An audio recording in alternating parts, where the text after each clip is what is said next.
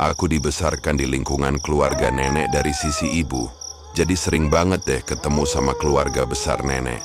Nenekku anak kedua dari 11 bersaudara, dan dari 11 bersaudara itu ada 4 cowok, yaitu Matt, Wir, Abu, dan Ari. Biasanya aku manggil mereka dengan sebutan Mbah. Jadi keempat adik nenek itu semuanya lulusan pesantren di Jawa Timur.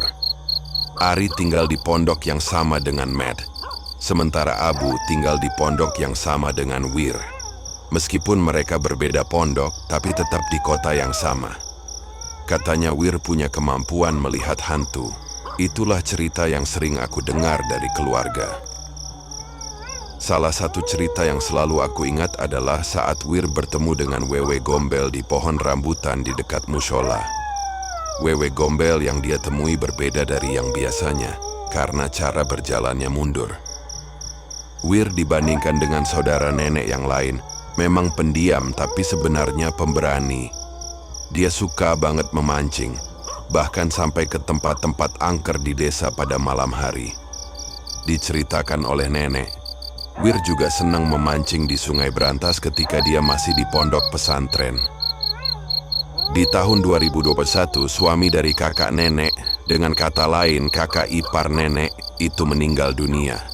Seperti lazimnya di desa-desa ada yang namanya tahlilan hingga 40 hari, tetapi tradisi di keluarga besar saya, di hari ke-8 hingga ke-39 hanya diikuti oleh keluarga besar saja. Selesai tahlilan, dihidangkanlah makanan dan minuman. Menikmati hidangan tersebut tentu saja sambil ngobrol. Saya pun ikut dalam obrolan para bapak-bapak, meskipun hanya sekedar menyimak. Pada hari keberapa tahlilan saya lupa tepatnya, obrolan membahas berkaitan dengan waktu di pondok pesantren dulu. Adik ipar nenek yang bernama Kapi mengawali cerita bahwa dulu mengirimkan uang untuk anak di pondok, itu tidak menggunakan pos tetapi langsung datang ke pondok meskipun jaraknya jauh. Seorang penduduk setempat mengatakan bahwa setiap bulan mereka bergantian untuk pergi ke Kediri dan membawa uang dari orang tua di rumah. Jadi, orang yang mendapat giliran akan mengunjungi berbagai pondok di Kediri untuk menyampaikan uang tersebut. Di daerah saya, banyak orang tua yang memilih untuk mengirim anak-anak mereka ke pondok, terutama di Kediri. Dari sini naik bus, kadang juga naik kereta api. Nginapnya nanti di kamar santri. Terangnya kepada saya yang duduk di sampingnya. Kamar yang ada jinnya di pondok pesantren A, di mana para santri tidak ada yang berani tidur di situ, masih enggak ya? Tanyanya. Kira-kira jinnya masih inget enggak ya sama Kang Wir? Celetuk Mbah Ari, yang kemudian diikuti gelak tawa yang lain. Sudah dirobohkan berganti bangunan, jawab Mbah Abu. Lebih lanjut, Mbah Abu menceritakan bahwa para santri tidak ada yang berani tidur di kamar tersebut. Sebab ketika tidur di kamar tersebut, ketika bangun berada di atas sumur. Jin berpostur tinggi dan besar itu menempati sebuah lemari di kamar tersebut. Para santri juga tidak ada yang berani menggunakan lemari tersebut, sebab pasti yang menggunakan lemari tersebut sakit. Tetapi Mbah Wir berani tidur di kamar tersebut dan berani menggunakan lemari tersebut. Mbah Wir mengamini apa yang diceritakan oleh Mbah Abu. Ia mengungkapkan, ia juga pernah dijahili oleh jin tersebut. Mbah Wir menyebut nama jin tersebut, tetapi saya lupa nama jinnya. Ketika tidur, ia dipindahkan ke dapur. Kejadian tersebut terjadi ketika Sungai Brantas meluap, di mana dapur pasti terendam banjir.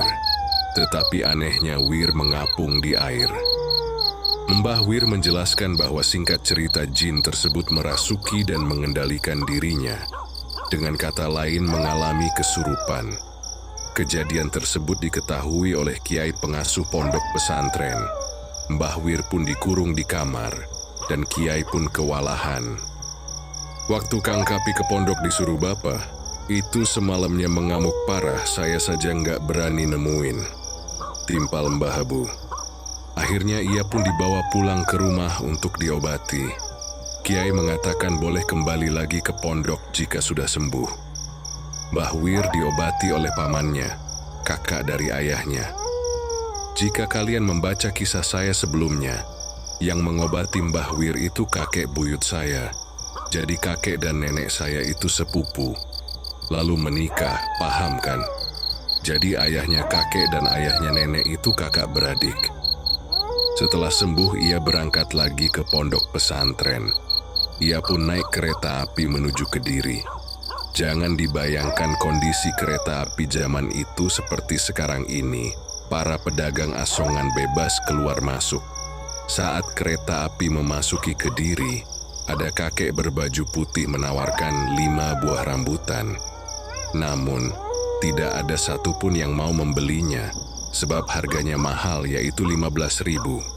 Nominal tersebut zaman itu ya besar sekali nilainya. Kemudian oleh Mbah Wir dibeli. Uang sakunya kebetulan pas sekali 15.000. Ia tanpa pikir panjang membelinya, sebab uang tersebut adalah uang bekalnya di pondok selama 1 bulan. Selepas kakek tersebut pergi, ia pun mengupas rambutan tersebut. Pas dikupas, rambutan ke-1 dan 2 isinya kosong, rambutan ke-3 dan 4 isinya hanya biji. Nah, ketika rambutan ke-5 dikupas, isinya jimat teropong. Beberapa penumpang pun berusaha untuk menawar jimat teropong tersebut dengan harga berapapun. Namun, Mbah Wir menolaknya. Jadi jimat teropong tersebut bentuknya cincin dengan permata yang berlubang. Menurut Mbah Wir, lubang tersebut fungsinya seperti teropong, bisa melihat tempat yang jaraknya jauh. Akan tetapi jimat teropong tersebut hilang tatkala Mbah Wir baru lulus dari pondok pesantren. Hilangnya bukan hilang karena dicuri, tetapi jatuh entah kemana. Malam harinya setelah hilang, Mbah Wir dalam mimpinya didatangi oleh kakek berbaju putih.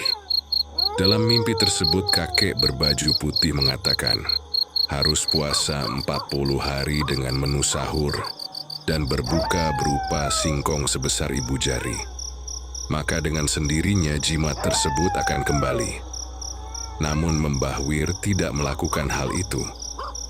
Rumah-rumah di keluarga besar nenek saling berdekatan satu sama lain. Di tengahnya terdapat mushola keluarga yang digunakan sebagai kegiatan keagamaan di kampung. Di samping mushola terdapat pohon rambutan. Di pohon itulah dihuni oleh wewe gombel yang jalannya mundur. Mbah Wir yang seringkali pulang malam dari memancing, sering melihat penampakan hantu tersebut. Selain sosok wewe gombel, pohon rambutan tersebut juga dihuni oleh keluarga Kelong Wewe, yang terdiri dari bapak, ibu, dan anak. Beberapa dari kami pernah ditampaki keluarga Kelong Wewe tersebut. Uniknya seringkali Kelong Wewe tersebut menyerupai manusia. Kelong Wewe laki-laki dan Kelong Wewe bocah menyerupai orang di desa kami bernama Wihad dan anaknya yang bernama Reza. Maka dari itu kami memanggilnya dengan sebutan Kelong Wihad dan Kelong Reza. Sementara Kelong perempuan sering menyerupai kakak nenek, terkadang Kelong Wewe bocah juga menyerupai anak Mbah Habu. Tentu saja mereka menampakkan diri di tengah malam. Beberapa kerabat yang hendak ke mushola untuk sholat malam sering berpapasan dengan hantu tersebut. Ketika disapa mereka akan menjawab dengan deheman, "Heim."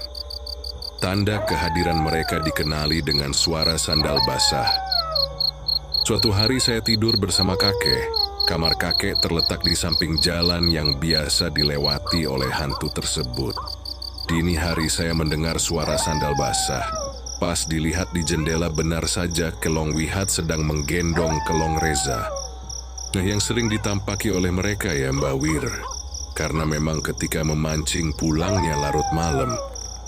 Mungkin sampai di sini saja cerita kami, tetapi inilah pengalaman cerita seram yang kami alami. Semoga cerita ini bisa menghibur Anda semua yang mendengarkan cerita ini. Terima kasih. Assalamualaikum warahmatullahi wabarakatuh.